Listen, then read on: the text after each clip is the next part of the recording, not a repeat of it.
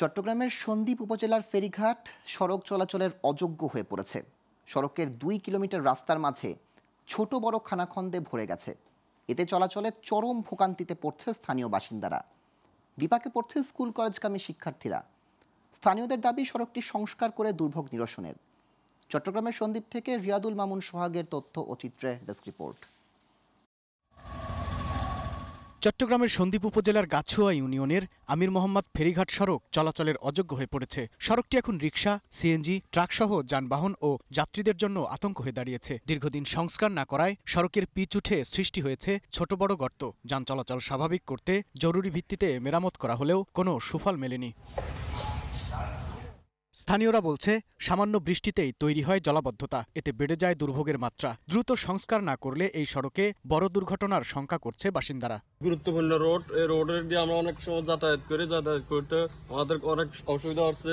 বিশেষ করে অটোগুলা যাত্রী নিয়ে কাইতে পড়ে গেছে, মা বোনেরা অনেক কষ্ট করতেছে। প্রায় সারা জীবনে এই ঘাট দিয়ে আমরা চলাফেরা করেছি, কিন্তু রাস্তার যে অবস্থা, রাস্তার চলাচল, রাস্তা খারাপের কারণে আজকে আমরা এই ঘাট দিয়ে চলাচল করতে পারতেছি না। মহিলারা রোগী এবং গর্ভবতী রোগীদের পারাপারে খুবই দুর্ভোগের সম্মুখীন হতে হয়। রাস্তার বেহাল দশার কারণে যাত্রী আসা যাওয়া করতে পারতেছে না।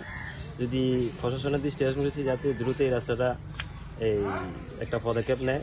উপজেলা প্রকৌশলী জানান, অচিরেই নতুন ফেরিঘাট হচ্ছে। গাড়ি চলাচলের সুবিধার্থে রাস্তাও প্রশস্ত করা হবে। প্রকল্প প্রণয়নের কাজ চলছে। নতুন প্রকল্পে সড়কটি অন্তর্ভুক্ত করে নির্বাহী প্রকৌশলীর দপ্তরে পাঠানো হয়েছে।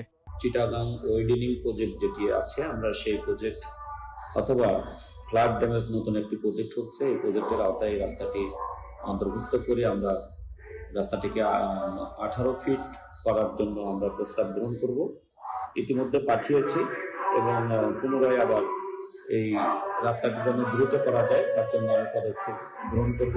শিগগির সড়কটি সংস্কার করে হাজারো মানুষের দুর্ভোগ নিরসনে সংশ্লিষ্ট কর্তৃপক্ষ যথাযথ ব্যবস্থা নেবে, এমনটাই প্রত্যাশা উপজেলাবাসীর।